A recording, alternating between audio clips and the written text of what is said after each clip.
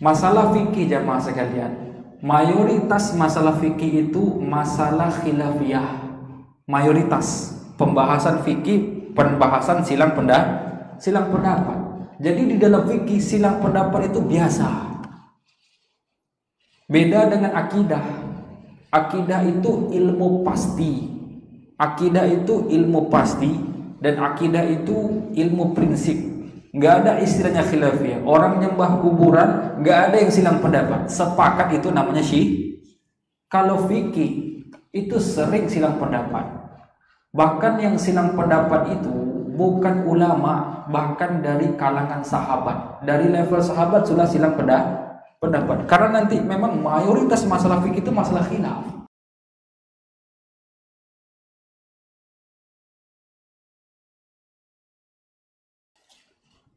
Intinya definisi fikih di zaman dahulu, ya mungkin di antara imam mazhab yang populer, yang masih eksis mazhabnya, yang dikenal ya, yang paling tua yaitu mazhab Abu Hanifah, mazhab Hanafi, mazhab Abu Hanifah. Beliau wafat tahun 150 Hijriah. 150 Hijriah. Abu Hanifah itu mendefinisikan fikih ma'rifatun nafsi ma laha wa ma 'alaiha. Fikih itu mengenalkan diri atau mempelajari hak dan kewajiban manusia. Apa yang menjadi hak, apa yang menjadi kewajiban. Nah, definisi fikih menurut Abu Hanifah ini sangat luas. Mengenal hak dan kewajiban. Maka masuk di dalam ilmu fikih itu semua disiplin ilmu. Ilmu Quran, ilmu hadis, ilmu akidah, ilmu nahwu, itu dulunya masuk pembahasan fikih di era Abu Hanifah dan ulama sezamannya. Jadi kalau di zaman Abu Hanifah, kalau ada masjid full kajian, maka seluruh kajiannya judulnya apa? Kajian fikih.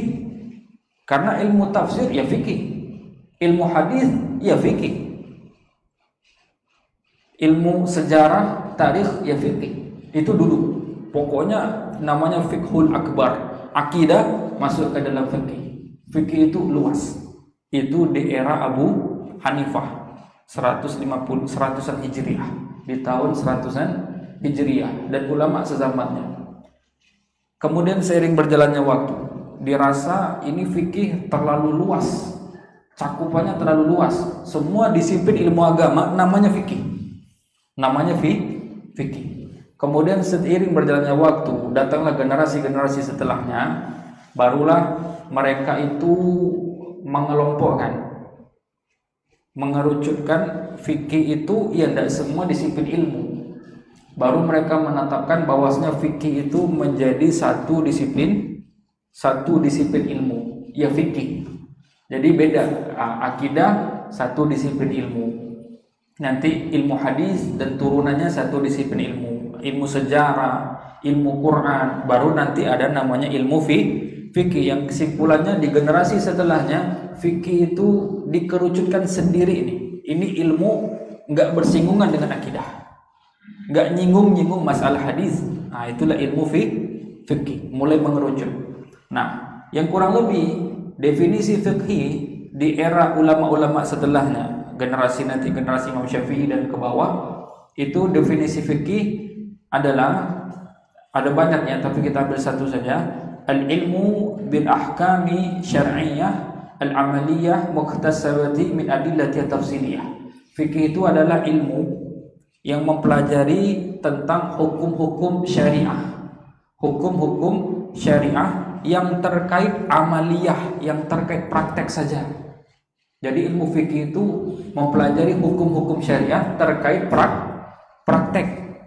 Maka yang terkait batin, akidah, itu bahasanya bukan fikih. Bahasanya bukan fikih. Jadi dia tergantung amal-amal praktek mukhtasabati, yang mana hukum ini disimpulkan oleh ulama melalui sebuah proses yang namanya ijtihad. Nama prosesnya apa? Ijtihad. Yang disimpulkan dari dalil-dalil yang terperinci. Jadi ulama itu meletakkan sebuah hukum ini boleh, itu tidak seperti membalik telapak tangan. Ada namanya proses ijtihad tadi. Nanti orangnya dinamakan mujtahid. Apa kerja seorang ijtihad atau seorang mujtahid ini? Bagaimana cara dia berijtihad? Nanti ulama tadi sebelum meletakkan hukum, dia kumpulkan semua sumber. Al-Quran ayatnya, maksud dari ayatnya, hadis-hadis, dikumpulin semuanya. Nanti dari perkataan sahabat, perkataan ulama generasi setelah, dikumpulin sekian banyaknya dalil sumber, kemudian digodok, dipelajari, dibahas, diteliti, nanti ditarik itu proses yang panjang. Proses yang panjang. Nah, masalah fikih jamaah sekalian, mayoritas masalah fikih itu masalah khilafiyah. Mayoritas pembahasan fikih, pembahasan silang pendapat. Jadi di dalam fikih silang pendapat itu biasa. Beda dengan akidah. Akidah itu ilmu pasti. Akidah itu ilmu pasti dan akidah itu ilmu prinsip. Nggak ada istilahnya khilafiyah. Orang nyembah kuburan nggak ada yang silang pendapat. Sepakat itu namanya Kalau fikih itu sering silang pendapat. Bahkan yang silang pendapat itu bukan ulama, bahkan dari kalangan sahabat. Dari level sahabat sudah silang pendapat. Karena nanti memang mayoritas masalah fikih itu masalah khilaf. Jadi jangan apa istilahnya? Jangan ilfil dengan khilaf. Dan etika berfikih, sikap berfikih, kalau kita dapati ulama silang pendapat, mungkin kita condong ke pendapat satu, tapi tidak boleh merendahkan pendapat yang lain. Nah, itu etika berfikih. Karena ulama sering silang pendapat, sering. Bahkan ulama-ulama salaf sendiri sering atau tidak silang pendapat? Sering. Sampai ustaznya silang pendapat atau tidak? Iya, biasa. Bahkan ada istilah di tengah ulama fikih itu, man lam ya'rifil khilaf lam yashumma raihatal fikih. Siapa yang tidak tahu silang pendapat, dia belum mencium aroma fikih. Dia belum mencium aroma fikih. Tidak boleh ngotot fikih itu, oh yang benar ini, yang lain salah. Fikih tidak boleh seperti itu. Fikih tidak boleh. Karena ulama tadi mereka menggali hukum. Jadi satu ulama dikumpulkan dalil, digali hukum sendiri. Ulama yang lain seperti itu juga. Ulama ketiga seperti itu juga. Kira-kira hasilnya sama atau tidak? Ada sama, ada tidak. Itu ranah khilafiyah ijtihadiyah. Jadi biasa di fikih itu silang pendapat. Biasa. Kalau fikih biasa silang pendapat. Makanya istilahnya kalau akidah kita itu harus ganas, garang. Tapi kalau di fikih harus lembek. Karena masalah khilaf, oh mereka beda. Ya memang seperti itu fikih. Jadi rata-rata masalah fikih masalah khilaf. Dan nanti ulama terbuka namanya pintu ijtihad. Jadi ulama tadi mengumpul, menggali hukum sehingga dapat hukum. Dan mujtahid tadi siapa? Ulama yang boleh berijtihad. Contohnya sekarang Syekh Saleh Fauzan. Nah, yang masih hidup contohnya sekarang Syekh Saleh Fauzan. Itu diantaranya. Banyak ulama yang sampai level ijtihad ini, banyak yang sampai mujtahid. Di antaranya yang hidup sekarang Syekh Saleh Fauzan. Nanti ulama-ulama lain, Syekh Sa'ad Asyistri, banyak. Nah, ulama yang sudah punya derajat mujtahid, yang sampai mujtahid, aib bagi mereka kalau mereka itu mengikut buta pendapat. Paham sampai di sini? Aib. Jadi dia kalau ditanya hukum, kalau nggak cari dulu, kalau nggak simpulkan sendiri, aib namanya. Tidak boleh ngekor buta saja, nggak boleh. Di ranah ulama nggak boleh ngekor buta. Paham sampai di sini? Kita ambil contoh mazhab Syafi'i. Banyak orang beranggapan pengikut mazhab Syafi'i, ulamanya ya, bukan simpatisannya. Ulama mazhab Syafi'i itu mengekor perkataan Imam Syafi'i, benar atau tidak? salah besar. Salah besar. Ulama mazhab Syafi'i, tugas mereka, generasi setelah Imam Syafi'i, tugas mereka itu meneliti ulang, merevisi mazhab Syafi'i itu. Jadi jangan heran, ulama-ulama mazhab Syafi'i, generasi setelah Imam Syafi'i itu sering beda pendapat dengan Imam Syafi'i. Contoh sederhana, Imam Syafi'i lahir 150 Hijriah. Imam Nawawi itu mazhabnya Syafi'i, ulama terhormat di mazhab Syafi'i. Imam Nawawi lahirnya tahun 620 Hijriah. Jauh atau tidak? Jauh. Imam Syafi'i berpendapat rakaat 3, rakaat 4 sholat harus baca surat pendek. Harus baca surat pendek. Imam Nawawi berkata rakaat 3, rakaat 4 tidak perlu surat pendek. Yang dipegang mazhab Syafi'i apa? Imam Syafi'i atau Imam Nawawi? Imam Nawawi. Makanya kalau Imam Nawawi sepakat, ada namanya Rafi'i sezaman. Ini ulama besar di mazhab Syafi'i, tapi di abad ke-6, di 600-an Hijriah. Ada Imam Syafi'i, ada Rafi'i.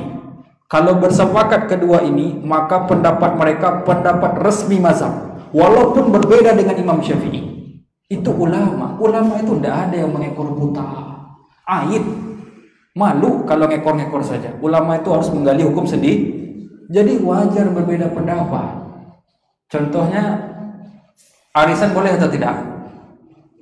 Arisan boleh atau tidak? Ustaz Erwandi boleh atau tidak? Boleh dengan syarat-syaratnya. Ustaz Ami boleh atau tidak? Boleh dengan syarat-syaratnya. Syekh Saleh Fauzan haram mutlak. Syekh Saleh Fauzan tahu ulama atau tidak? Sangat-sangat ulama. Apa kata Syekh Saleh Fauzan? Arisan haram secara mutlak. Seluruh jenis arisan haram. Tapi mayoritas ulama bilang boleh. Mayoritas ulama bilang boleh. Di sini kita boleh beda pendapat dengan Syekh Saleh Fauzan, tapi tidak merendahkan pendapatnya. Paham sampai di sini? Karena ranah ijtihadiyah. Yang paling kontroversi Ibnu Hazm. Jadi kan mazhab itu resminya 4. Ini kalau fikih kita bahas sejarah dulu, baru ke muamalah ya. Mazhab yang resmi 4. Mazhab Hanafi, Maliki, Syafi'i, Hambali. Tapi yang masih eksis ada satu lagi namanya mazhab Zohiri. Mazhab Zohiri. Baru dengar? Ini mazhab Zohiri. Syekh Albani itu condong kepada mazhab Zohiri. Dan banyak nanti mazhab Zohiri. Ibnu Hazm yang menghalalkan musik itu pentolan mazhab Zohiri. Pentolan mazhab Zohiri. Ibnu Hazm ini kasus kontroversi. Ulama yang 4, mazhab 4 itu mengharamkan musik. Bahkan yang paling keras mengharamkan musik adalah ulama-ulama mazhab Syafi'i. Ulama-ulama mazhab Syafi'i. Datang Ibnu Hazm berlainan sendiri. Untuk kasus ini pendapat Ibnu Hazm kita tinggalkan. Tapi Ibnu Hazm secara person tidak boleh direndahkan.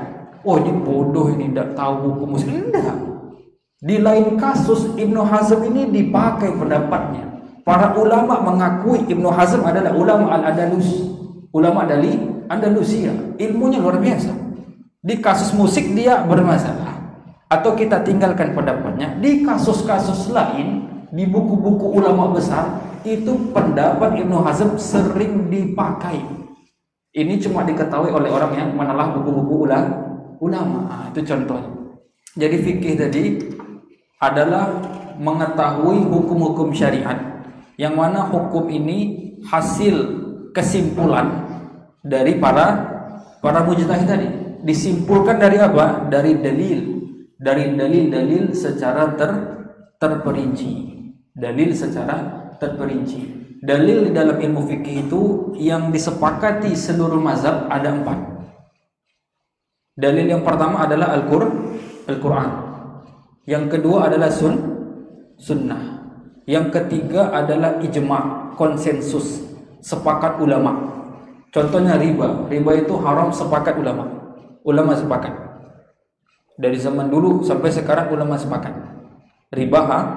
Yang keempat baru namanya kias. Kias ini menganalogikan. Misalnya rokok, di zaman Rasul tidak ada rokok, tapi nanti dicari yang sama nanti, atau narkotika misalnya yang sekarang bentuknya sudah macam-macam namanya, pil-pil itu. Nah, zaman dulu tidak ada, nanti dicarikan hukum yang sama. Nah, ini dalil-dalil yang disepakati. Jadi itu fikih. Jadi fikih itu adalah mempelajari hukum-hukum syariat secara praktek yang mana nanti hukum ini disimpulkan oleh ulama tentunya melalui proses ijtihad tadi yang disarikan dari dalil-dalil syariat yang terperinci, Quran, Sunnah, ijma sama kias. Ini yang disepakati. Tapi yang silang pendapat banyak. Banyak. Contohnya mazhab Maliki. Ini kenapa ada silang-silang pendapat? Mazhab Maliki menganggap perilaku penduduk Madinah itu dalil. Perilaku penduduk Madinah karena beliau tinggal di Madinah. Sementara sebagian mazhab lain tidak. Perilaku penduduk Madinah ya, bukan sahabat, penduduk Madinah bukan tentunya masih ada sisa-sisa sahabat. Sehingga di dalam mazhab Maliki kalau ada hadis sahih bertentangan dengan perilaku penduduk Madinah, mana yang didulukan? Penduduk Madinah. Itu makanya sering silang pendapat. Itu tadi dalil-dalil yang tidak disepakati. Tapi kalau empat ini, Quran, Sunnah, Ijma, Qiyas, ini ulama sebagai ini dalil dalam syariah. Tapi nanti turunnya banyak. Di sini terjadi silang pendapat. Tapi ulama itu luar biasa. Ulama itu tercela kalau mengekor buta. Kita contohkan tadi mazhab Syafi'i, dan realita fakta ulama mazhab Syafi'i banyak pendapat mereka malah berselisih dengan Imam Syafi'i. Ini menandakan ulama itu tidak boleh mengekor buta. Beragama itu tidak boleh ngekor buta. Telan mentah tidak boleh. Bahkan di tubuh mazhab Syafi'i sering. Bahkan kadang sering pakai pendapat Imam Nawawi ketimbang Imam Syafi'i. Tapi itu menandakan nggak ngekor buta. Apa yang dikatakan Imam Syafi'i telan mentah. Sebagaimana sekarang, apa yang dikatakan kiai telan mentah, ini lucu namanya. Tidak ada ajaran mazhab Syafi'i seperti itu, tidak ada. Paham sampai di sini? Ini fikih secara seluruh. Dan kalau ketemu silang pendapat, ini seringnya di dalam kasus muamalah, sering sampai ke kita. Kadang orang yang pro dengan Dr. Erwandi merendahkan Ustadz Aminur Baiz. Ada merendahkan Ustadz Aminur Baiz, atau sebaliknya. Kadang ada terjadi silang pendapat. Perlu diketahui jamaah, kalau ada guru kita silang pendapat, apalagi masalah fikih, selagi ada dalilnya itu tidak bid'ah namanya. Saya ulangi, kalau ada silang pendapat dalam masalah fikih, selagi ada dalilnya, masih ada ulama yang berpendapat walaupun minoritas, itu tidak disebut bid'ah. Yang bid'ah ketika Syekh bin Bas ditanya, ketika Syekh Ibnu Utsaimin ditanya masalah fikih, kalau mereka jawab la aslalaha, tidak ada sumbernya, baru bid'ah namanya. Maksudnya empat mazhab ini memang nggak pernah menelurkan hukum itu. Empat mazhab tidak pernah menggali hukum ini, sehingga tidak ada sumber sama sekali, tidak ada dalil acuan sama sekali. La aslalaha, kami tidak bertemu dalil sama sekali, itu baru sama dengan bid'ah. Jangan cuma bersentuhan kulit suami istri batal wudu, tidak wudu, bid'ah. Enggak. Itu tren ya. Kira-kira kalau kita wudu suami, sentuh kulit istri batal wudu atau tidak? Batal wudu atau tidak? Tidak. Ada yang batal nggak di sini? Ini kalau di kita silang pendapat mazhab Syafi'i dan mazhab subhanallah. Biasanya direndahkan mazhab Syafi'i. Masa suami nyentuh sudah wudu senggol istri batal wudu gitu ya? Subhanallah. Ini yang beda pendapat, bukan mazhab Syafi'i dan mazhab Hambali. Yang beda pendapat siapa? Sahabat Ibnu Abbas dengan Umar bin Khattab. Dengan siapa? Umar. Tahu Umar?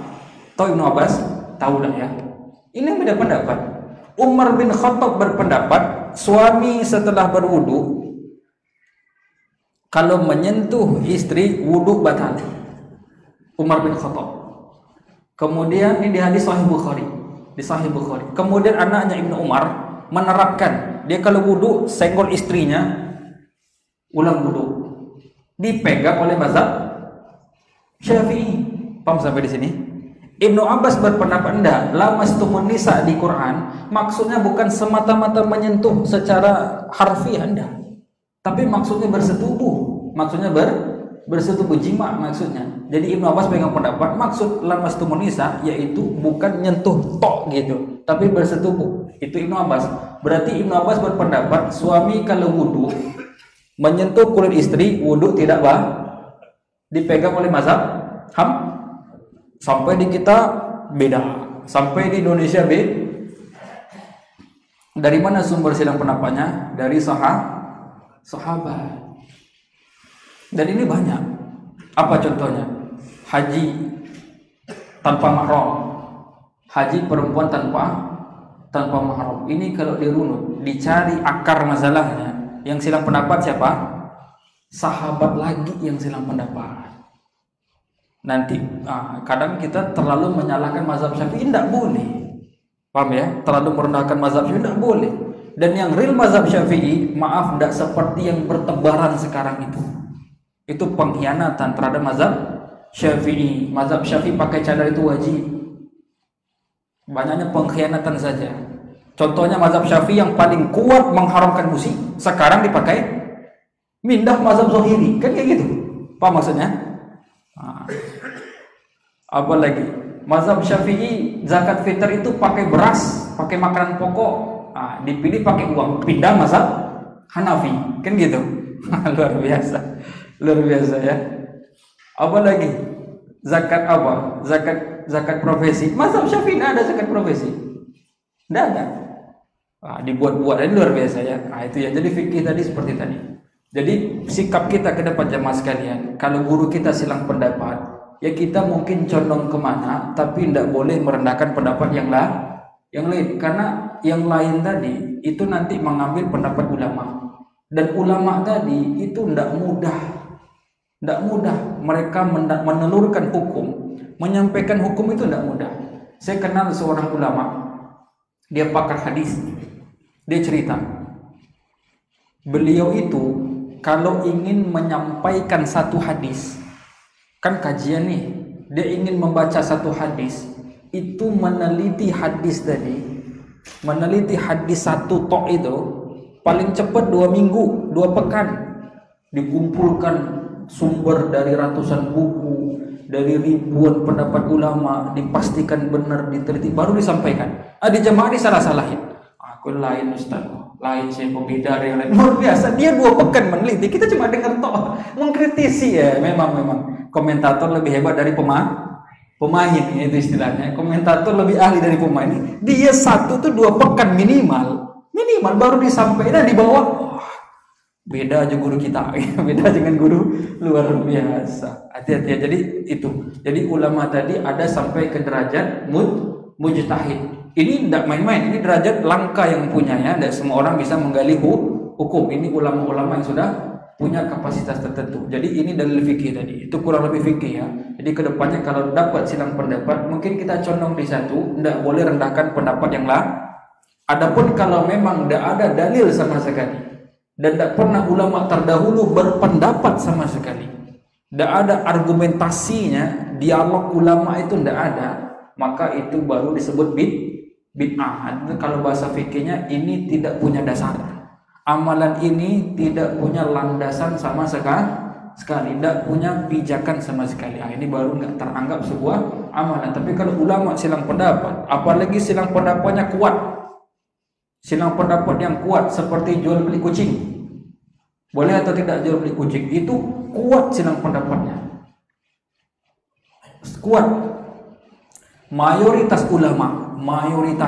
ulama berpendapat jual beli kucing boleh. Yang tidak boleh itu sinaur itu apa? Kucing hutan, itu tidak boleh jual. Singa Anda boleh, tapi kalau kucing boleh.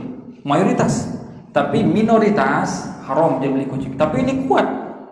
Jadi kalau ada yang pilih pendapat saya lebih nyaman boleh jual beli kucing, silakan.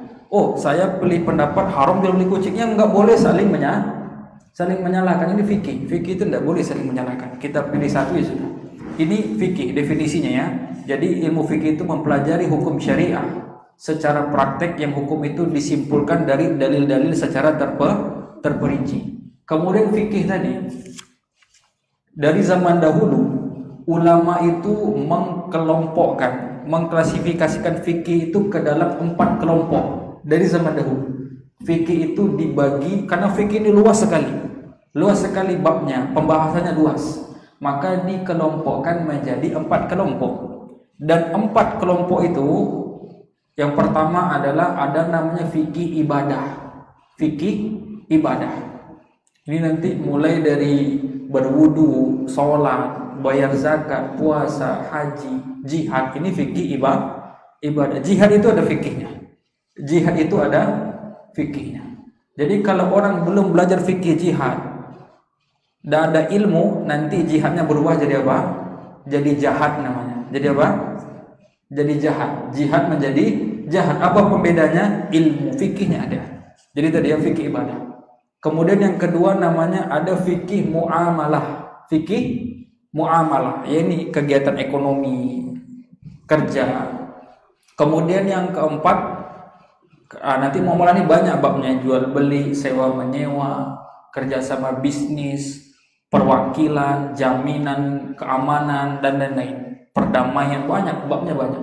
Jual beli itu salah satu di antara bab fikih muamalah, baru salah satu. Yang ketiga ada namanya fikih keluarga. Fikih keluarga tentang nikah, tentang cerai, warisan. Warisan itu masuk fikih keluarga, bukan muamalah, dia masuk fikih keluarga. Nanti yang keempat itu ada fikih peradilan, tindak pidana. Kalau dosa A hukumannya apa, dosa B hukumannya apa. Ini nanti fikih qadha wal jinayat wal hudud namanya. Nah, 4 fikih ini dikelompokkan sama ulama. Bahkan ulama itu biasanya mereka konsen di satu bidang saja dari 4 kelompok ini. Ada yang dia konsen di fikih rumah tangga saja, sehingga jadi pakar rumah tangga. Ada ustadz yang fikih ibadah saja. Bahkan ulama, ada kata seorang dokter dari Yaman, ulama dari Yaman, dia cerita ke kita, sampai-sampai ada ulama itu ulama ahli toharoh. Ahli apa? Ahli toharoh, karena dia spesialis toharoh saja. Jadi sampai jadi ulama di bidang apa? Toharoh saja. Mana najis, mana tidak najis, itu paham sama dia. Mana cara wudhu yang benar, cara wudhu yang salah, bagaimana cara mandi janabah junub yang benar. Ini ulama. Nah, jadi dia ada bidang-bidangnya. Nah, dan fikih dikelompokkan ini sesuai dengan fase kehidupan manusia. Sesuai dengan fase kehidupan manusia. Manusia itu ketika dilahirkan, kemudian dia beranjak dewasa sampai menyentuh usia tamyiz, usia baligh. Kemudian di atas baligh itu biasanya, kalau sudah baligh terutama, itu nanti mulai diberi taklif namanya, diberi beban syariat. Sudah diwajibkan sholat, sudah diwajibkan puasa. Nah, jadi kalau nanti usia anak-anak nih dari tamyiz menjelang baligh terutama, terkhusus, dan terus beranjak remaja, maka diwajibkan bagi mereka itu untuk belajar fikih ibadah wajib, toharoh wajib, sholat wajib, belajar zakat kalau dia sudah punya harta wajib, kalau puasa seluruhnya wajib, nanti haji umroh bagi yang punya harta wajib. Dan ini wajib hukumnya. Thalabul ilmi faridatun ala kulli muslim. Menuntut ilmu itu wajib bagi setiap muslim, dan hukumnya wajib, tidak bisa diwakilkan. Belajar fikih sholat diwakilkan tidak bisa, karena dia sholat itu amalan individu, fardu ain namanya. Dia wajib ke setiap person. Nah, itu fikih ibadah. Kalau sholat dan puasa seluruhnya wajib belajar. Makanya kaidah fikih mengatakan, atau kaidah usul mengatakan, ma la yatimul wajibu illa bihi fahuwal wajib. Kewajiban atau sarana yang mana kewajiban tidak sempurna kecuali dengan sarana itu, maka sarana hukumnya wajib. Misalnya kita sholat syaratnya menutup aurat. Menutup aurat berarti punya wajib.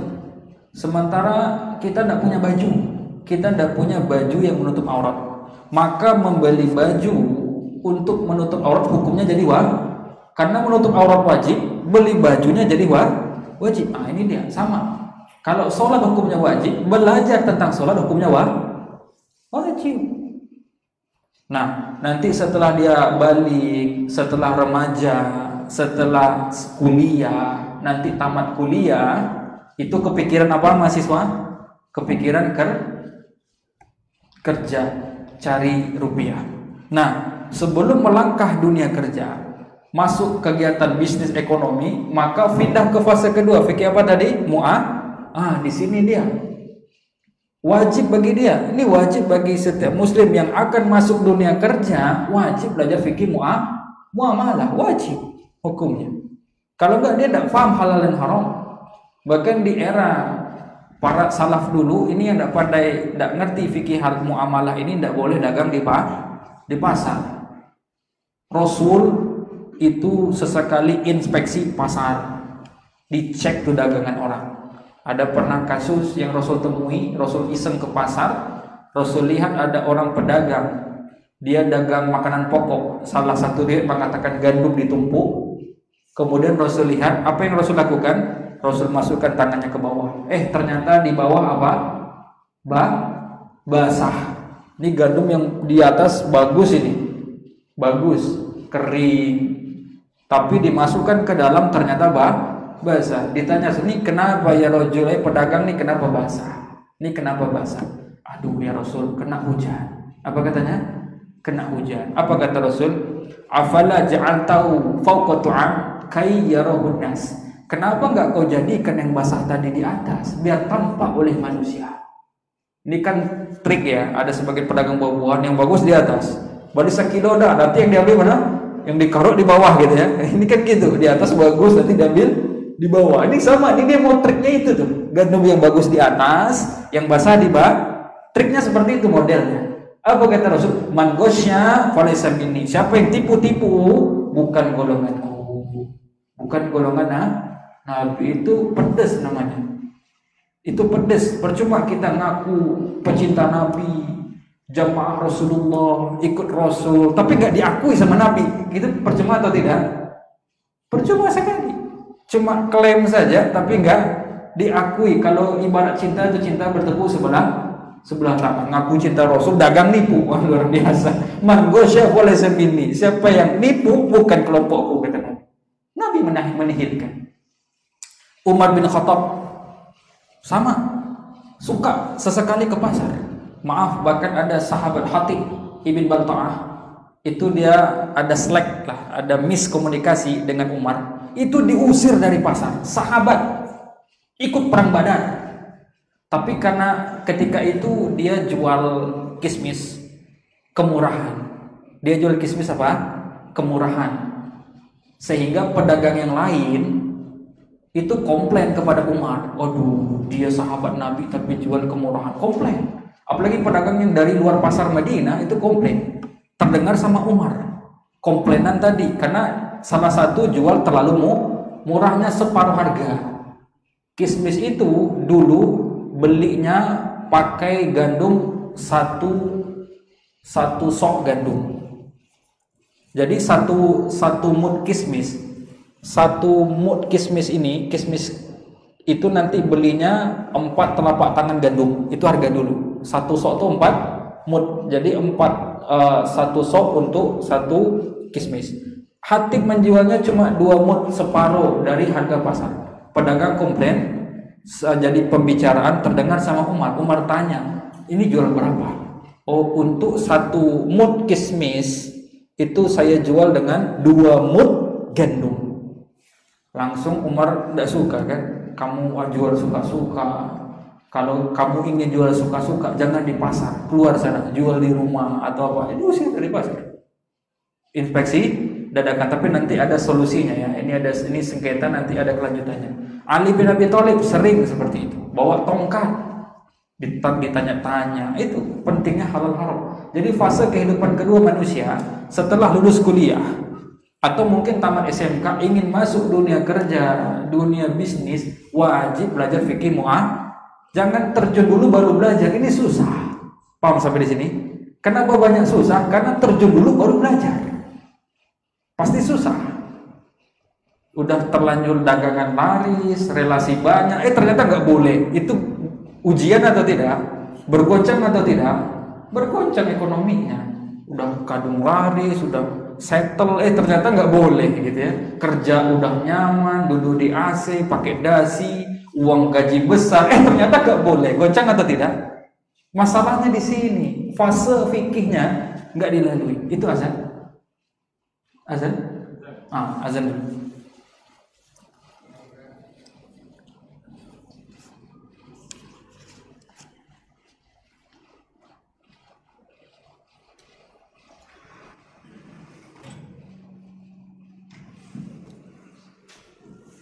Allahu Akbar, Allahu Akbar,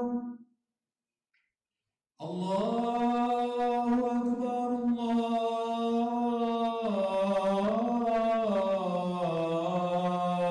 Akbar.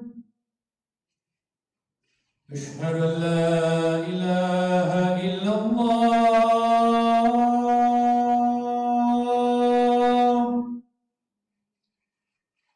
Asyhadu an la ilaha illallah.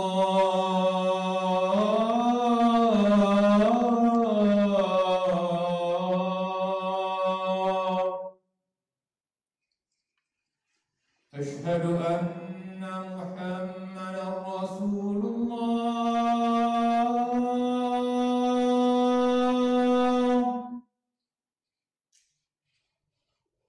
Asyhadu anna Muhammadan Rasulullah.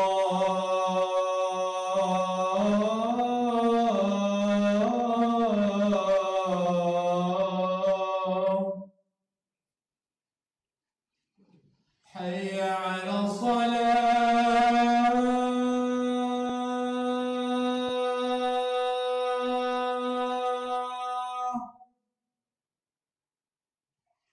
Hayya 'ala shalah.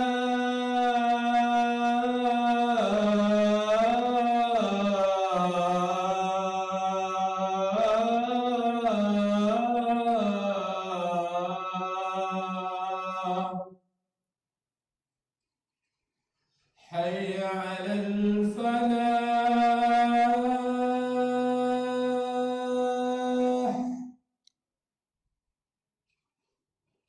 Hayya 'alal falah.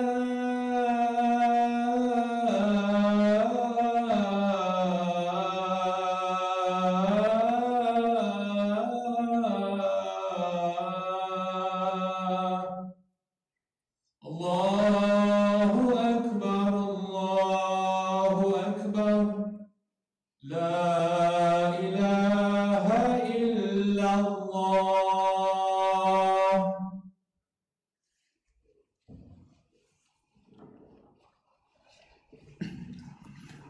Tapi kita lanjut sedikit, nanti masuk ke tanya jawab.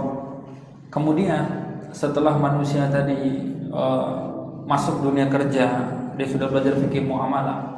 Kemudian setelah kerja biasanya kepikiran ingin menikah. Makanya fikih kelompok ketiga, urutan ketiga adalah fikih keluarga. Jadi wajib muslim muslimah yang hendak menikah itu wajib belajar fikih keluarga.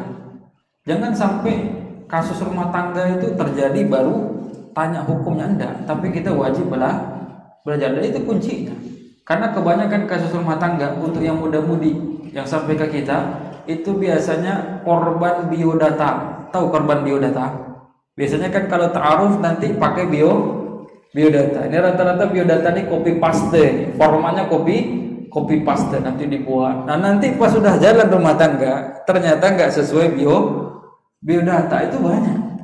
Makanya wajib belajar fikih rumah tangga dulu, baru dia terjun. Kemudian terakhir, yang namanya menjalani kegiatan bisnis, dunia kerja, yang namanya menjalani dunia rumah tangga itu tidak lepas dari onak duri, tidak lepas dari ujian, kadang terjadi sengketa. Terjadi tindak kriminal. Makanya diatur fikih kelompok keempat, yaitu kelompok apa? Fikih peradilan tindak kriminal dalam Islam. Fikih peradilan tindak kriminal dalam Islam. Nanti kalau pelanggaran ini hukumnya apa?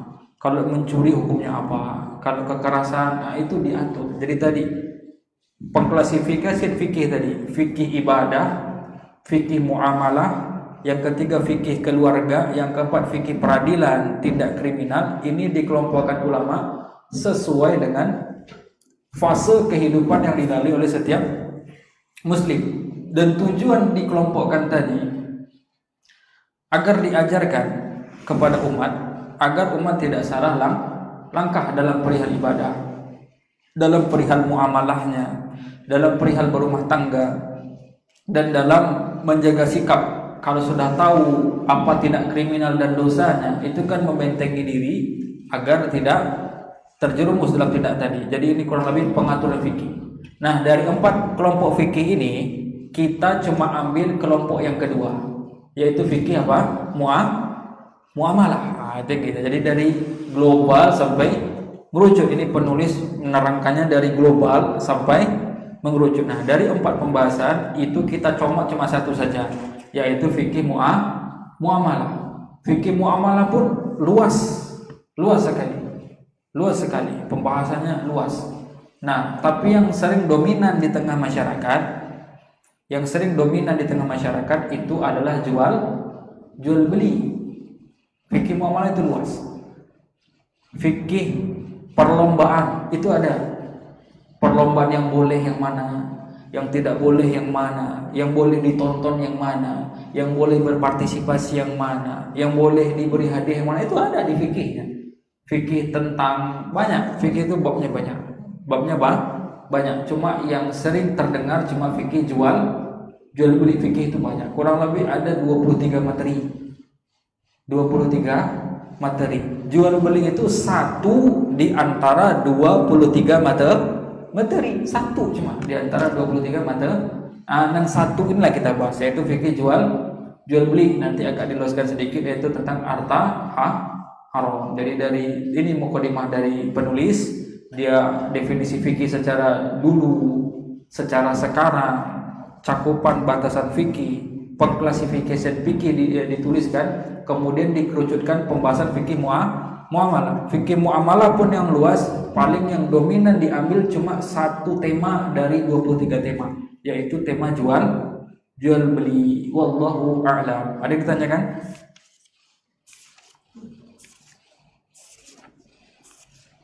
Ada?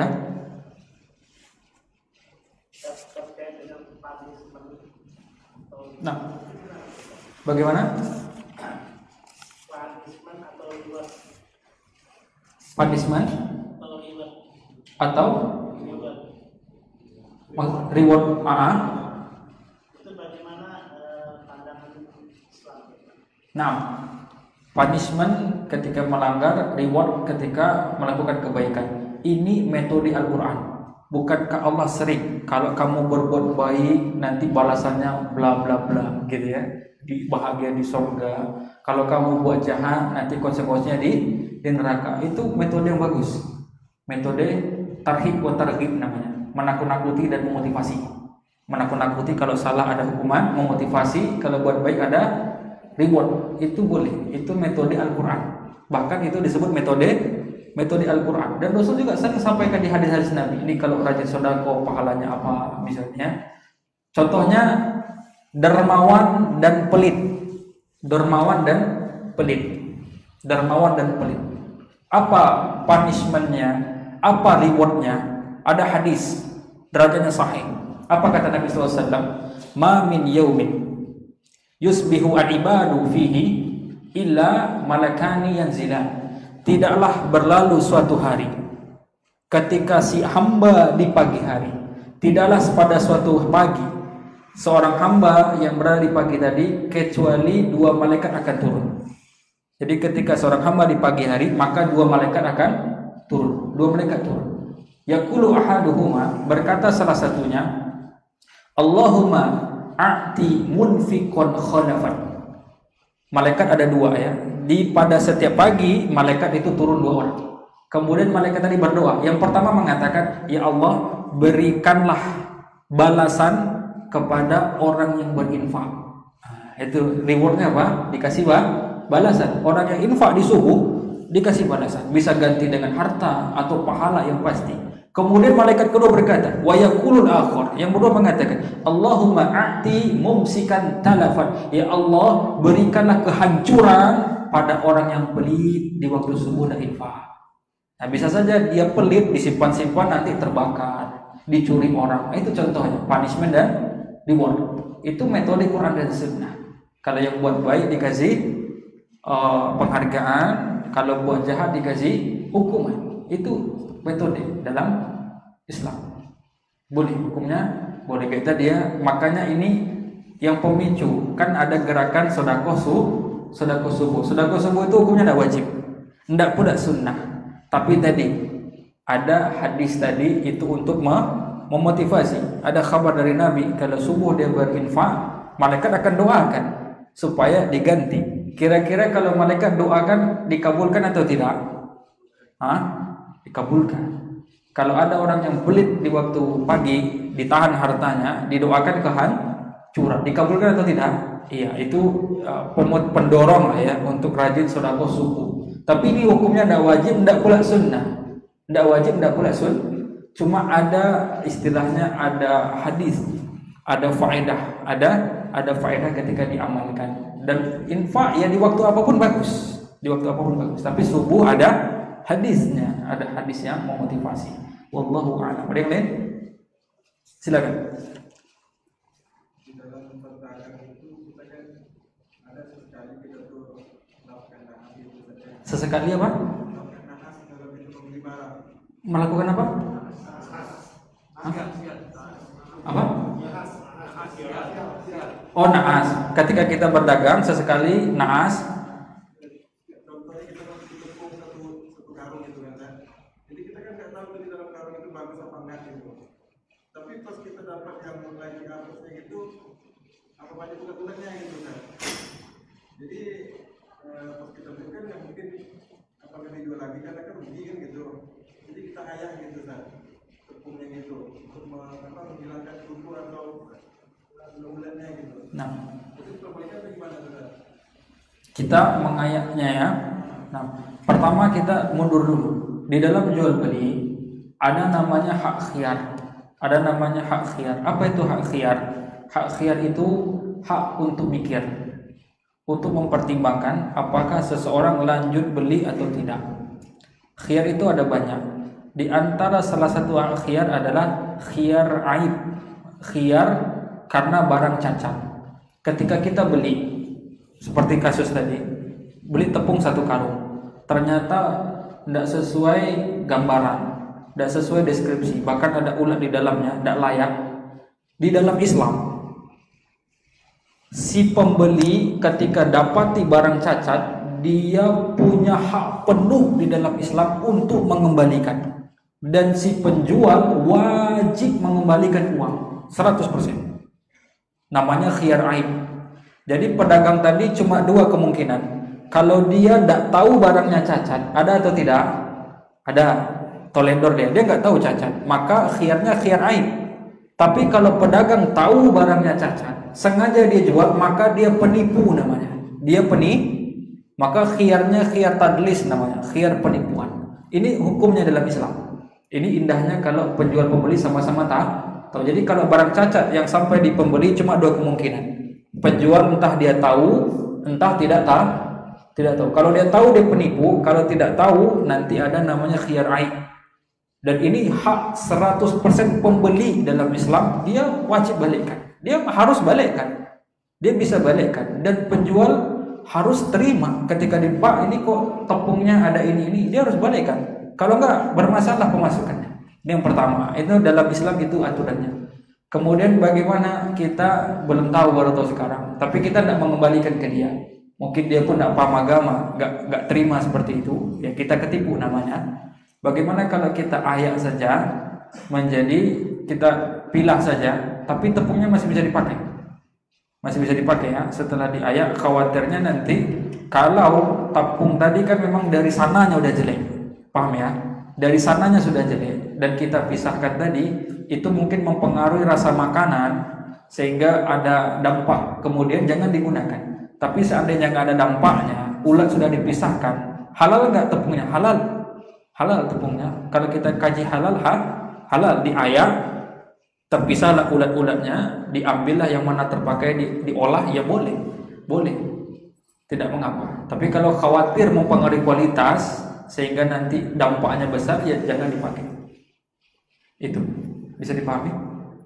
Tapi itu boleh, karena nanti hukum memakan ulat pun silang pendapat. Hukum memakan ulat silang, ada hukumnya. Memakan ulat ini ada hukumnya. Nah, silakan.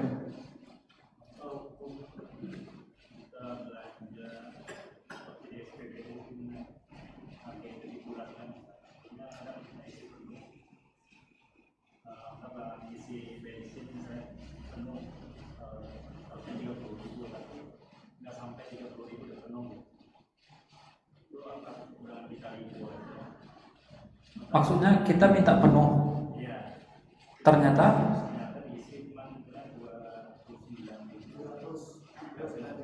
oh gitu, 29.700, kemudian 300-nya gimana gitu ya? Dia bilang nggak ada uang, dia tak ada 300. Hukum asalnya uang itu hak kita, karena apa yang dibayar itu yang dibeli. Tapi satu lagi, itu yang pertama ya, hukum asalnya itu punya kita, itu uang kita 300 rupiah. Tapi kita memiliki hak penuh. Kita mau ikhlaskan, kita kasih, atau kita minta, itu pilihan kita lagi. Tapi kalau kita ikhlaskan, ya berarti kita kasih ke dia. Dan itu pun nggak sodakoh namanya. Sodakoh sama orang kaya lucu sekali gitu ya. Apa maksudnya? Yang pakai sepeda motor sodakoh sama yang punya pom bensin. Luar biasa sodakoh itu ya. Luar biasa. Itu tadi kita ngasih ke dia atau kita minta, itu hak kita. Kita bisa minta, atau pilihan dua kita kasihkan saja. Berarti kita berbuat baik, kita kasih aja itu 300, itu kembali ke pilihan. Kalau ditanya yang benar, itu punya kita. Ya terserah kita mau kita minta kembali atau kita kasihkan. Kalau kita bilang, dia bilang nggak ada uang kecil misalnya, akal-akalan atau kita tidak terima, ya itu nanti dipertanggungjawabkan. 300 perak itu akan disidang di akhirat.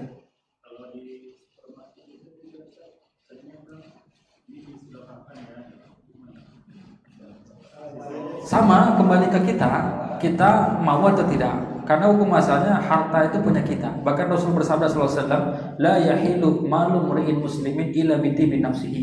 Tidak halal harta orang lain sesama muslim kecuali dengan kerelaan hatinya. Jadi harta orang lain itu tidak halal di kita kecuali dengan kerelaan hatinya. Jadi kayak kelebihan tadi, kita rela atau tidak.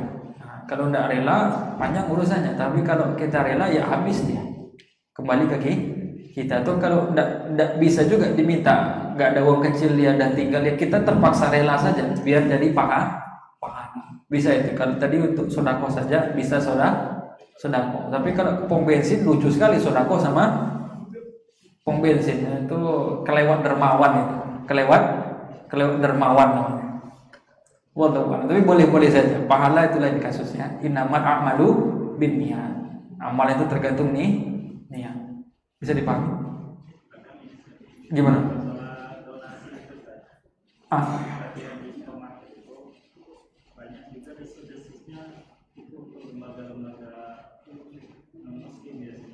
Oh gitu.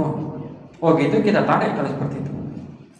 Kalau memang dicari lah ya berita sebagaimana kemana ininya, itu biasanya tergantung owner itu. Kalau ownernya kafir ya dia ngasih, ya bantu ke apanya dia juga, sama ya. Ini sering kita bahas ya. Sekarang itu fenomena boikot produk Yahudi. Kenapa? Karena kalau kita beli produk Yahudi atau yang terafiliasi dengan Yahudi, nanti sebagian keuntungan untuk dana perang. Benar atau tidak? Di zaman Nabi SAW, perang pun menggalang dana. Paham ya? Rasul juga menggalang dana ketika perang. Yang namanya perang butuh dana. Dan sahabat banyak yang pengusaha, berarti sebagian pemasukannya untuk dana perang. Sebagaimana di zaman Rasul, Yahudi juga berdagang. Sebagian keuntungan untuk dana perang mereka juga, untuk benteng, untuk perlengkapan perang. Sama di mana-mana perang itu butuh dana. Sebagaimana mereka menggalang dana untuk perlengkapan perang, Islam pun menggalang dana untuk perlengkapan perang, dan Rasul lakukan. Itu tadi ya. Ya wajar saja kalau mereka apa keyakinannya, kafir dia, terkumpul uangnya, ya salurannya ke sana. Sebagaimana kita kaum muslimin nanti ada terkumpul dana, salurannya juga tepat. Tapi kalau disinyalir seperti tadi, ya kita tarik, jangan donasi. Kalau ragu-ragu jangan. Kalau ragu-ragu jangan. Tinggalkan yang ragu-ragu kepada yang tidak meragukan. Kalau tadi ragu nih, dengar desas-desus, ya sudah jangan kasih. Tidak, kita minta balikkan saja. Biar kita nanti mau donasi, kita cari donasi yang aman. Bisa dipahami? Wallahu a'lam. Ada yang lain? Nah, silakan. Ini kalian sudah terjadi di jual beli misalnya di mall-mall saja. Beli 2 gratis 1. Sebenarnya kan kalau kita paham sebenarnya nggak ada yang gratis misalnya. Masuk di mall ya. Beli 2 gratis. Ini sendal yang dibeli. Oh enggak. Kalau sana kan beli 1 gratis 1 gitu ya. Ya iya, gimana pakai sebelah gitu. Kalau ini beli 2 gratis 1. Lah harganya dinaikin atau bagaimana? Kalau kita lihat ya harganya katanya harga dia memang ada sekitar segitu juga. Oh, pas beli 3 biji harganya sama. Iya, jadi beli 2 baju gratis 1, beli 1. Tapi kalau kita beli satuan sama dengan memang nggak ada diskon berarti? Nggak ada diskon. Nggak ada diskon. Kemudian barangnya memang ya harganya segitu. Nggak, saya pikir kalau kita beli satuan, contoh ya, beli 2 gratis 1 misalnya baju, contoh ya, baju 2 pieces gratis 1, dia jual 100.000. Tapi kalau kita beli pecahan mungkin 140.000 kalau beli. Tapi kalau beli 2 gratis 1 ini jadinya 100.000. Nggak seperti itu, bukan lebih murah ya seperti itu. Ya, sebenarnya teknik marketing nih, juga marketing. Jadi kita tertarik untuk membeli 2. Kalau kita bisnis 1 memang harganya ya apa? Paham sih? Boleh atau tidak beli 2 gratis 1? Jawabannya boleh. Sebagaimana itu teknik marketing, itu boleh insya Allah. Dan rata-rata biasanya yang digitukan tuh yang lama habis, biar dia terjual banyak ya. Biasanya sudah, kalau kayak beberapa retail itu sudah hampir masa expire, dipaketin sama dia. Apa maksudnya? Dipromoin sama dia. Atau kayak cuci gudang. Tapi boleh nggak jualan dengan metode beli 2 gratis 1? Jawabannya boleh. Jawabannya boleh. Ada yang lain? Silakan.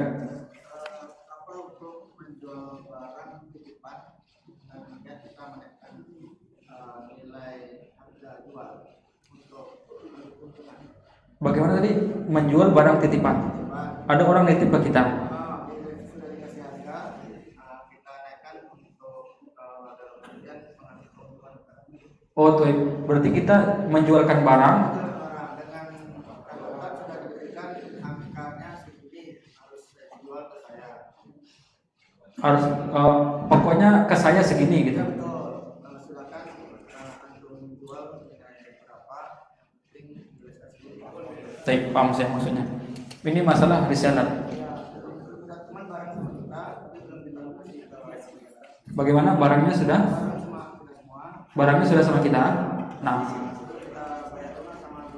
Nah, reseller itu cara mengambil untungnya ada 2. Reseller cara mengambil untung ada 2. Ada mengambil fee, ada mengambil margin. Reseller ada mengambil fee, ada mengambil margin. Contohnya apa? Contoh reseller yang dapat fee. Misalnya tadi saya sampaikan yang lain ya, ada mobil. Mobil ini 100 juta. Kemudian kita biasa jual-jualin, kita datang ke pemilik, izin dulu kan, Pak ini berapa Pak? 100 juta, saya bantu jual lah, iya. Kemudian pemilik mengatakan, kamu pokoknya jual 100 juta ya, nanti dari saya 5%. Paham sampai di sini? Berarti ini wakil mendapat fee. Berarti ini wakil terikat namanya. Terikat apa maksudnya? Dia tidak boleh menjual di atas 100 juta, bahkan di bawah tidak boleh. Kalau dia jual di atas 100 juta, berarti dia khianat.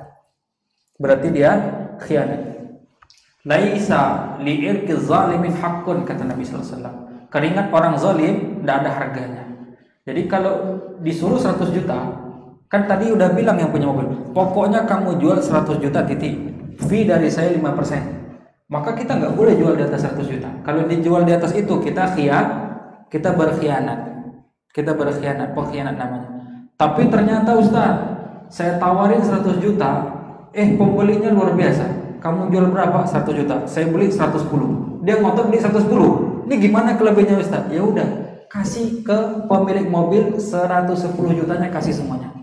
Lah kita dapat berapa? Wallahu a'lam. Ya dapat dikasihnya 5% dari 100 juta. Terus 10 jutanya apa Ustaz? Ya sudah, semoga dapat pahala. Moga-moga dikasih. Itu yang pertama. Ini wakil mendapat fee. Wakil yang terikat. Yang kedua, ada wakil yang tidak terikat dan yang dia incar margin, bukan fee. Contoh, ada mobil dijual 100 juta, kita temui pemiliknya biar dapat izin, kita sampaikan, Pak, ini berapa Pak? 100 juta, saya bantu jual ya? Iya. Kemudian kita bilang, Pak, saya bebas jual berapa ya, pokoknya ke Bapak 100 juta. Oh toib, berarti kalau seperti ini bunyinya, pokoknya ke Bapak 100 juta ya, kita bebas mengambil margin, karena kita bukan fee tapi margin. Paham sampai di sini? Jadi tergantung dialognya saja. Kalau kita memang diberi kebebasan mengambil untung, ya silahkan ambil untung. Kalau bisa jual 200 juta bagus, kasih dia 100 juta, kan gitu ya. Kalau bisa 200 juta jual. Tapi kalau wakilnya terikat, niyabah namanya, dia tidak bisa ngambil untung. Apapun kelebihan yang dia dapat itu untuk yang mewakilkan. Bisa dipahami? Jadi tadi akhi ketika ada titipan ingin menjual, tegaskan, kalau ingin mengincar margin sampaikan, pokoknya ke kamu berapa, ke saya segini aja gitu. Ke saya segini, ya sudah, titik ya, berarti saya izinkan saya ambil untung. Nah sudah. Kuncinya di mana? Kuncinya komunikasi. Paham sampai di sini? Jadi reseller, wakil itu bisa mengambil fee, bisa mengambil margin, tergantung komunikasi, tergantung akad yang mereka buat. Wallahu a'lam. Ada yang lain? Nah silakan. Ini sering terjadi ya. Jadi misalkan ada pedagang dengan pembeli. Pedagang menjual satu barang misalkan 75.000. Dia modalnya 75.000. Terus ditawarkannya harga 95.000. Oleh pembeli dia menawar harga 80.000. Boleh apa tidak si pedagang ini mengatakan modal saya aja tidak sampai. Baik, paham ya? Sudah kan? Baik, sudah? Itu sering. Iya, itu sering ya. Modal saya ada apa kan? Sudah? Baik. Ada asar. Naha Rasulullah sallallahu alaihi wasallam an bai najash. Rasul itu melarang jual beli najash. Apa nama jual belinya? An-najash. Apa itu jual beli najash? Bentuk jual beli najash. Yang pertama ini banyak di pasar. Yang pertama itu ada penjual pembeli sedang tawar menawar barang. Ada pihak ketiga nimbrung ikut nawar agar harganya naik, tapi dia nggak ada niat beli. Ada atau tidak seperti itu? Jadi kita nawar datang dia, kok rancak, tidak menyasar ke beli, beli patang, konco jadi. Itu najas namanya. Jadi ada pihak masuk di tengah-tengah orang tawar menawar, dia ikut menaikkan harga padahal nggak niat beli, atau sebaliknya. Ini namanya najas. Yang kedua, bentuk baik najas adalah dia terlalu memuji produk tapi tidak sesuai realita. Kalau kuliner itu mangkoknya penuh gitu ya, menggiurkan. Kalau beli separuh, itu najas namanya. Iklan-iklan yang retorikanya bagus tapi bohong, itu namanya najas. Apa tadi? Terlalu memuji barang tidak sesuai realita. Tidak sesuai realita. Apalagi yang jual beli online ya, dikasih filter yang paling bagus, datang warnanya nggak seperti itu. Paham sampai di sini? Itu najas. Yang ketiga najas apa? Bohong dalam menyebut modal. Nah, ini najas semuanya ini. Yang pertama apa tadi? Pihak ketiga ikut nimbrung nawar tapi tidak niat beli. Dia cuma melakukan itu agar Pembeli tadi terpancing dia karena banyak orang yang nawar, dia terpancing sehingga dia terpaksa beli dengan harga tinggi. Paham seperti ini? Ini rekayasanya seperti tadi. Yang kedua tadi apa? Bohong menyebutkan kelebihan barang. Bohong dalam iklan, tidak sesuai realita. Terlalu dilebih-lebihkan dari sisi gambarnya. Slogannya hati-hati ya. Makanan terenak nomor 1. Ini kalau ada yang lebih enak dari itu, ini najas namanya. Paham sampai di sini? Paham sampai di sini? Karena kan terenak ini relatif. Relatif. Hati-hati. Mungkin makanan janganlah pakai nomor 1 ya. Nomor 1 di Pekanbaru bisa. Tapi ternyata ada yang lebih di itu. Ini tidak boleh. Atau yang ketiga, apa tadi? Bohong dalam menyebut modal gate tadi. Oh, aku nak dapat dulu. Makanya kadang ada di Bukit Tinggi itu pasar awal kuning, tahu awal kuning. Di situ kalau nawar itu 30%. Maksudnya sisakan 30%. Contoh, bara sepatu goda 300, 100 lah gitu. Kalau dia bilang bungkus, kena tipu gitu itu. Oh, enggak maksud. Apa maksudnya? Bara goda 300, 100 lah, kan itu nawarnya di bawah 50% ya. 100 lah. Ambillah. Itu kena tipu kita itu. Paham sampai di sini? Tapi kalau bara koda 300, 100 lah. Oh, ngomel-ngomel dia berarti di atas itu. Kodenya gitu kata orang ya. Paham maksudnya? Tapi kalau ada orang bilang modalnya tidak dapat padahal di bawah itu namanya najas. Dan Rasulullah larang. Nah, Rasulullah SAW an-najas atau an-bai najas. Rasul melarang jual beli najas. Yang tadi ya. Hukumnya penipuan. Dia berbohong. Jadi dia dosa, jual belinya sah, tapi dia dosa pertama berbohong, dia dosa karena berbohong, dosanya dapatnya di berbohong. Tapi jual belinya tentang itu, jual belinya sah, tapi dia tetap berdosa karena bohongnya. Satu, yang kedua karena melanggar hadis Nabi SAW, dan juga nanti yang haram tadi. Misalnya ini tadi itu masih tawar menawar ya. Seandainya dia cuma dibohong dosanya dibohong dan melanggar hadis Nabi SAW. Tapi transaksinya sah. Transaksinya jual belinya sah, tapi dia berdosa karena bohong dan melanggar hadis Nabi SAW. Tapi kalau dia jauh bohongnya, contohnya dia modalnya 10.000, pas ditawarnya 100.000 kan. Ikon modalnya sih tidak dapet segitu. Oh, ini kan bohongnya jauh ini. Apa maksudnya? Dari 10.000 bilang 100.000 tidak dapet, berarti kan penipuannya besar ini. Itu bisa bermasalah pemasukannya. Kan ini terlalu jauh. Tapi tadi 10.000 ya. 75 ke 80 dia bilang ya. Kok tidak dapet modal 5.000 kena. Tapi ini kalau sampai 90.000 lain. Karena di dalam Islam ada namanya khiyar ghaban. Apa itu khiyar ghaban? Khiyar disebab pembodohan. Apa itu contoh pembodohan? Contoh pembeli membeli harga terlalu tinggi di atas harga pasar, dia punya hak untuk mengembalikan barang dan penjual wajib balikkan uang. Apa contoh khiyar ghaban? Yaitu khiyar kita barang yang harganya pasaran ya, yang ada HET, harga eceran tertinggi. Contoh sampel ya, misalnya di pasar Areka, minyak curah itu sekilo berapa? 15 atau 16? Pasaran 16 lah ya. Di pasar Areka banyak nggak orang jual? Banyak. Rata-rata orang jual 15, 16, mentok 17 lah. Itu sudah sadis ngambil untungnya. Kita beli, kita nggak tahu harga, nggak tahu pasar. Kita beli di satu toko minyak ketengan tadi dia jual 20.000. Kita kira-kira nusuk nggak rasanya? Nusuk. Ketika pulang ditanya istri, bara bali dah 20 sekilo, diomelin gak kira-kira? Tak kicuh udah.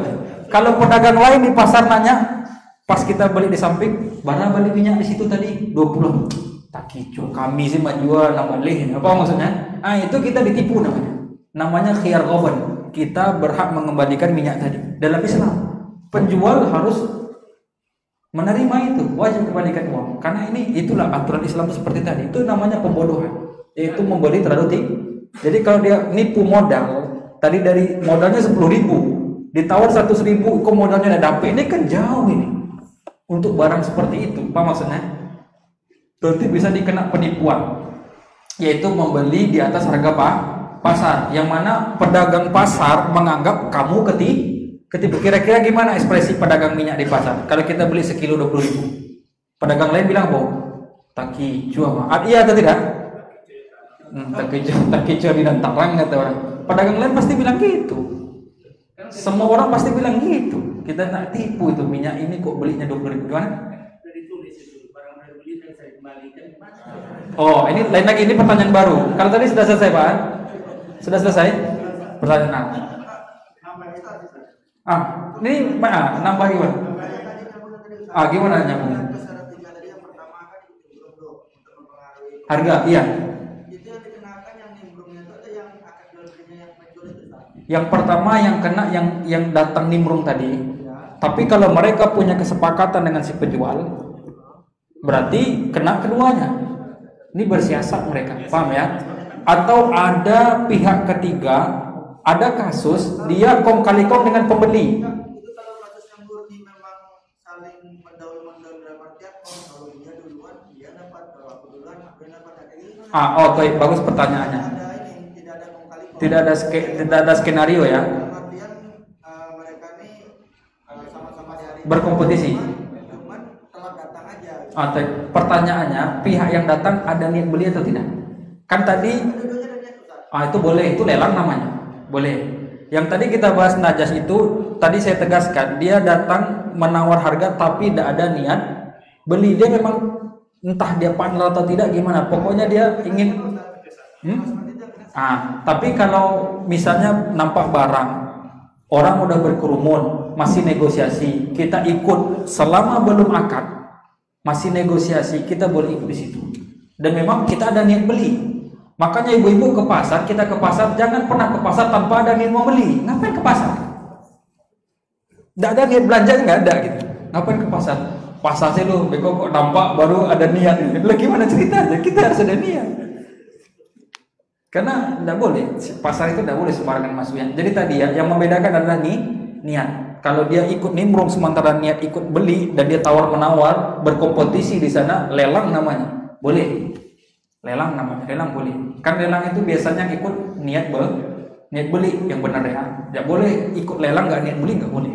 Nanti kena najas dia. Dia tawar tinggi sehingga orang kebeli tinggi, padahal dia nggak niat beli, kan luar biasa itu. Gimana? Iya. Tapi dia nggak bohong. Dia ngecoh tapi nggak bohong. Gimana ceritanya? Dia apa? Toib. Satunya besar, kita berhenti ada angka 4 kecil gitu ya.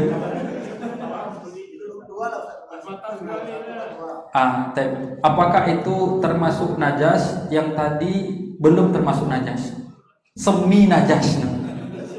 Lah, tapi kan kita punya hak milih. Kalau sudah berhenti, paham nggak maksudnya? Kita lihat, 1/4 ternyata 5.000. Kan kita boleh nggak jadi. Tapi itu bagian hampir lah disebut najas ya. Dia iklannya biar kelihatan murah ya, satunya gede, 4-nya kecil gitu ya. Ini luar biasa. Sama kayak ada dulu teman kerja di bank. Jadi ada kontrak, kan baca akad tuh. Tapi ada beberapa pasal yang urgent, itu kecil sekali hurufnya, nggak bisa dibaca, harus pakai kaca pembesar bacanya. Ini luar biasa. Jadi orang kan tanda tangan tok gitu ya. Ada yang dia bilang itu, ada klausul tertentu itu kecil sekali hurufnya. Jadi orang baca itu pasti lewat gitu. Itu hampir disebut najas. Bisa lah kita kategorikan najas karena dia bohong dalam promo sehingga orang datang tertarik ternyata tidak sesuai. Tapi bedanya kalau najas tadi kan nampak makan itu melendung, gambarnya wah gitu ya. Pas beli nggak sesuai realita, kan udah terlanjur beli. Bedanya dengan buah-buahan tadi, kita pas datang masih bisa pilih. Kemudian ada model dagang yang sudah dibeli tidak boleh. Itu banyak nota seperti itu. Bagaimana hukumnya? Hukumnya dalam Islam di satu sisi boleh, di sisi lain ada catatan. Kenapa boleh? Dalam Islam itu ada namanya khiyar majelis. Apa itu khiyar majelis? Khiyar majelis itu selama di transaksi jual beli, selama belum pisah badan, maka jual beli itu belum mengikat. Pahami ya.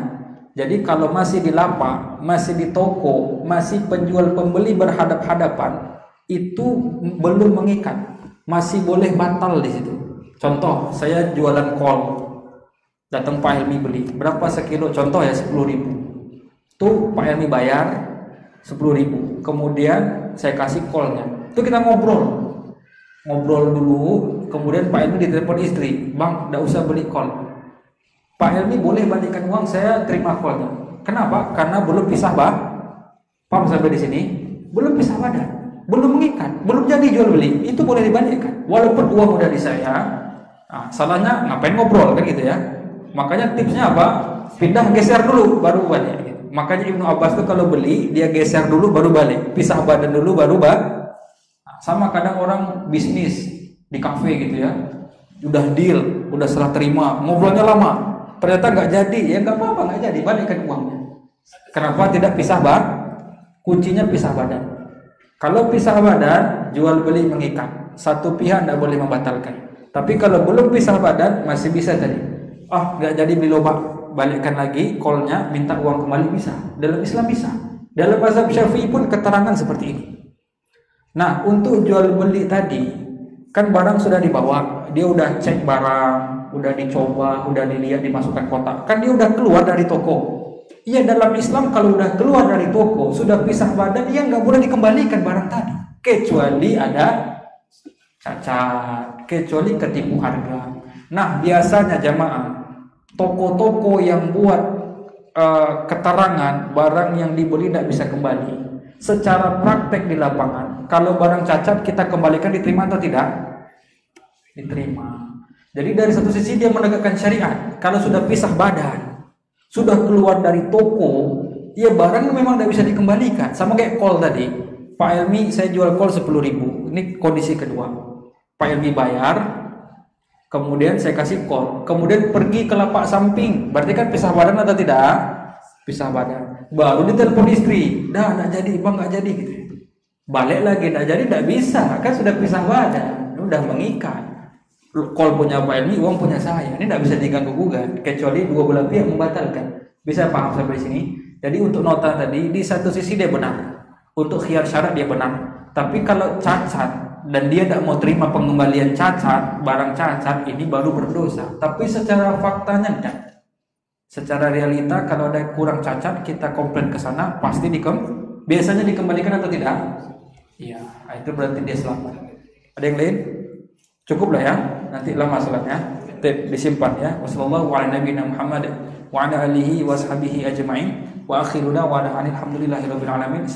warahmatullahi wabarakatuh.